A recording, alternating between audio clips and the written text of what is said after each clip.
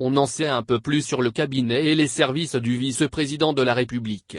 Réunis mercredi 10 février 2021, les ministres ont adopté en présence du président Patrice Talon, le décret relatif aux attributions, à l'organisation et au fonctionnement de la vice-présidence de la République.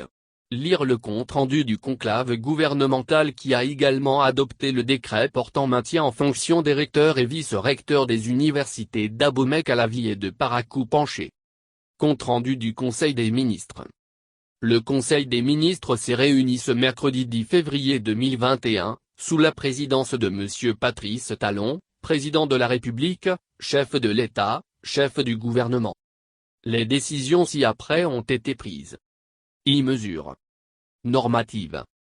Au titre de ces mesures, le Conseil a adopté les décrets portant attribution, organisation et fonctionnement du cabinet et des services du vice-président de la République.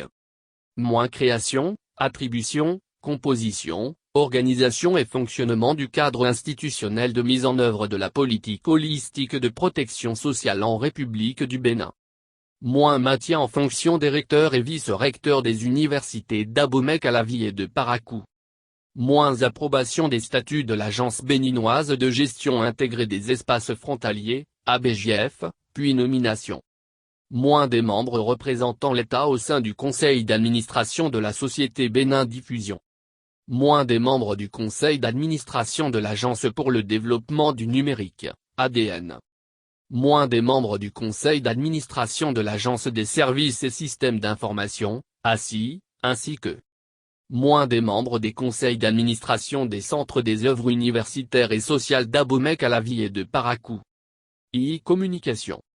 Réalisation d'études hydrogéologiques et géophysiques et dans le cadre du projet de renforcement des systèmes d'alimentation en eau potable des villes de Banikoara, Bambereke, Niki et leurs environs. La production actuelle des systèmes d'alimentation en eau potable de ces localités est limitée, en raison de la nature hydrogéologique du sol. Pour y remédier, il s'avère indispensable de les renforcer afin de garantir une disponibilité permanente de l'eau au profit des populations.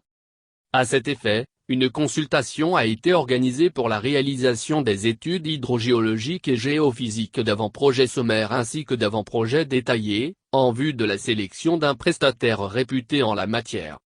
C'est pourquoi, le Conseil a marqué son accord pour la contractualisation avec le groupe qui a été retenu, et instruit le ministre de l'Eau et des Mines de veiller à la bonne conduite de ces études dans les délais contractuels convenus.